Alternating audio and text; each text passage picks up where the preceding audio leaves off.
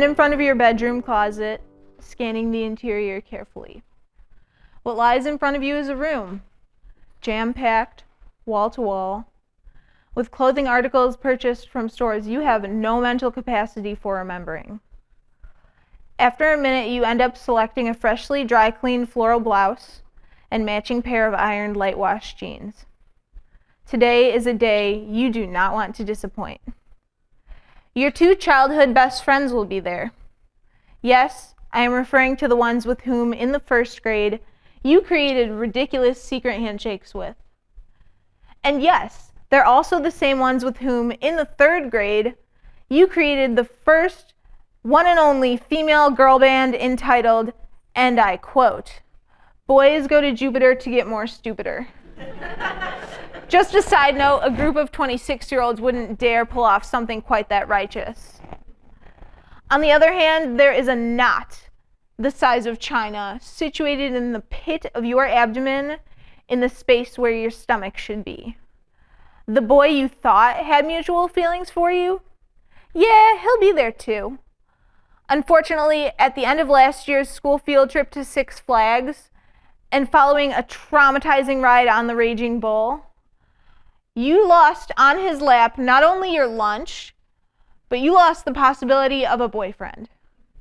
Today is the day you do not want to disappoint.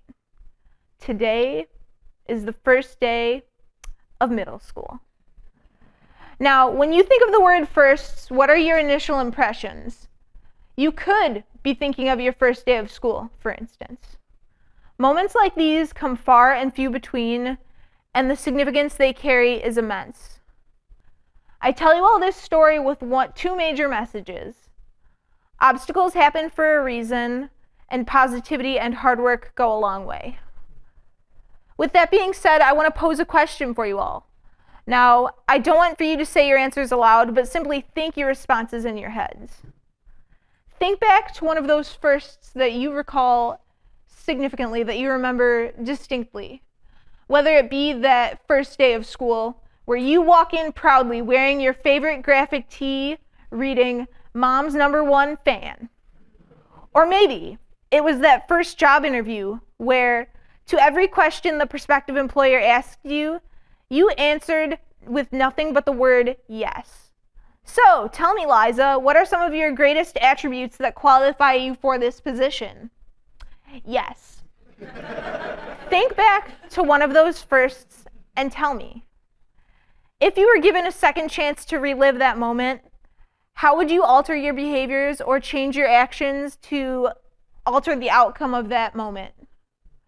Most people only get one chance to make the best of their firsts. I know somebody very close to my heart that did get second firsts. Those seconds started on April 15th, 2014.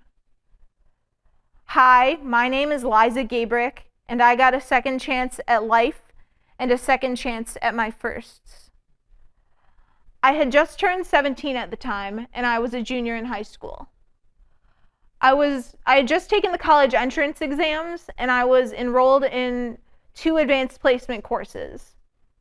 I was playing soccer at the varsity level and was being recruited to play Division I soccer at a university in the city. At this point in my life, I considered myself both 100% physically and intellectually. Within the means of a couple hours, though, I faced a major setback. April 15th, 2014 was the day I suffered a stroke caused by an aneurysm. That aneurysm was the result of a condition known as moyamoya disease. Moyamoya means puff of smoke in Japanese. And what happened with my brain was, moyamoya is characterized with the blood vessels in a certain area being thin and tangled. The blood vessels in my brain appeared this way, and on April 15th, 2014, there was a buildup of pressure and fluid, which ultimately resulted in a bleed.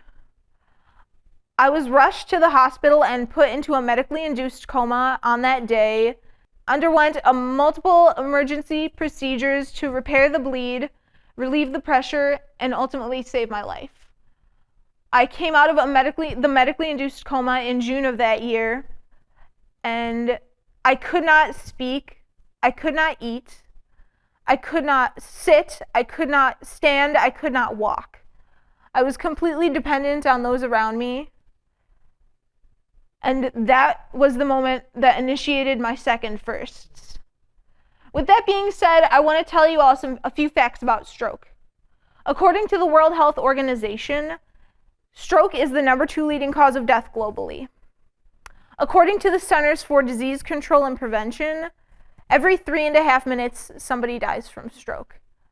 And finally, according to the Centers for Disease Control and Prevention, the prevalence of moyamoya disease, the type of stroke I had, occurs in 1 out of every 1 million individuals.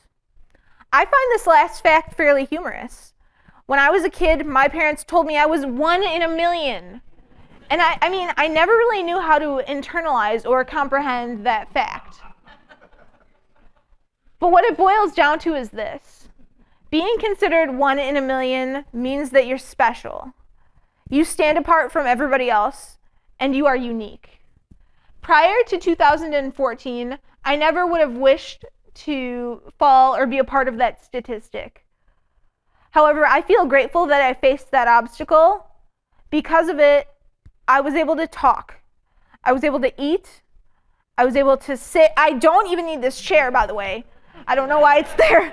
Thank you. I was able to stand. I was able to walk.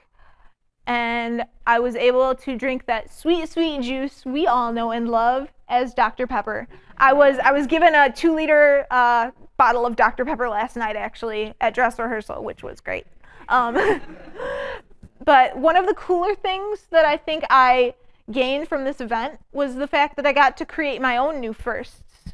The spring of 2015, I graduated from high school.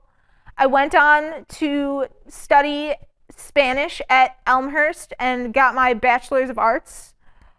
And I'm about to create my new first.